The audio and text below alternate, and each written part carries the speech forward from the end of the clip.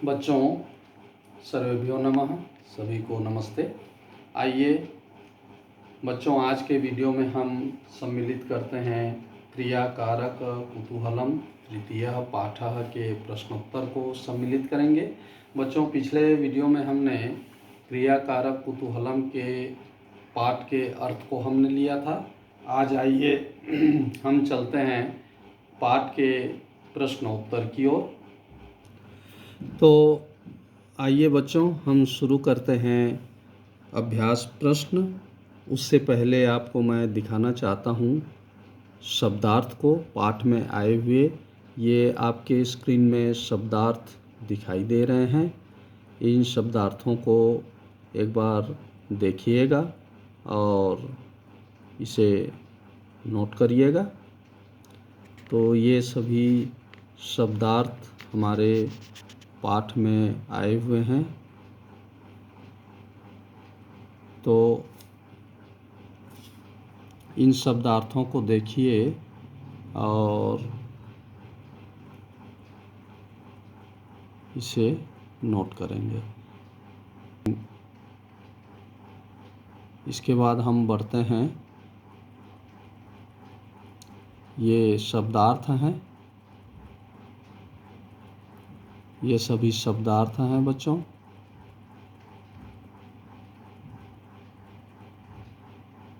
ये यहाँ तक बहुत लंबे शब्दार्थ और बहुत सारे हमें अभ्यास प्रश्न से पहले जानकारी दी हुई है। इन सभी को पढ़ेंगे, नोट करेंगे।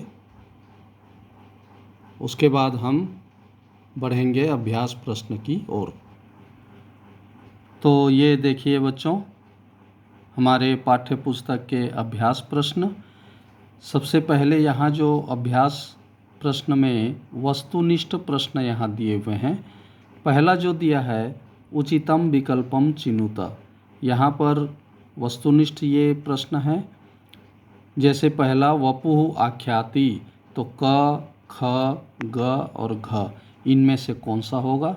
ये देखिए उत्तर यहाँ पर इनमें से वपुः आख्याति भोजनम, ये क जो है ये इसका सही उत्तर है।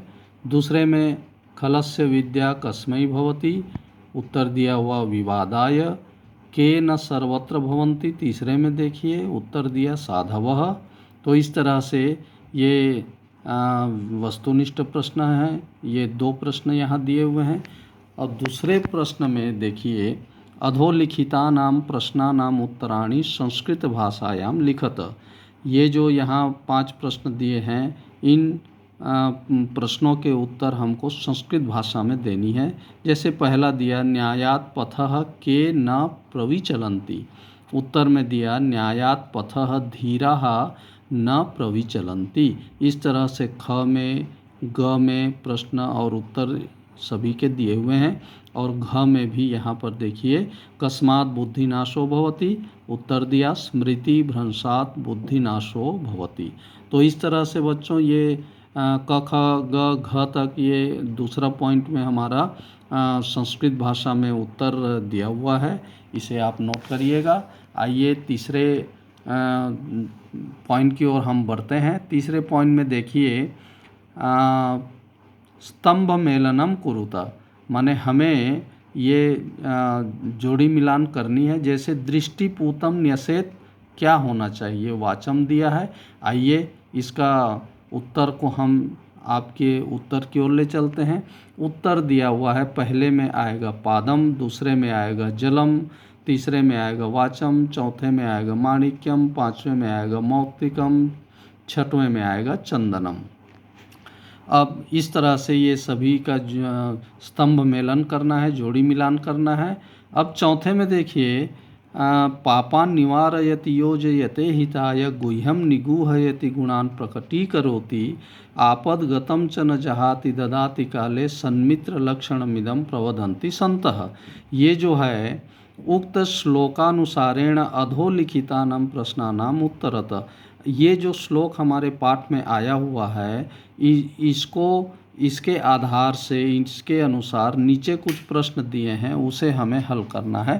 पहला जो प्रश्न दिया देखिए, सन्मित्रस्य एकम लक्षणम लिखतु। उत्तर में है सन्मित्रम पापात निवारयति। दूसरे में वैसे दिया गुह्यम निगूहयति इति वाक्यस्य भावार्थम लिखत। यहाँ पर उसका भावार्थ उत्तर में लिखा हुआ है।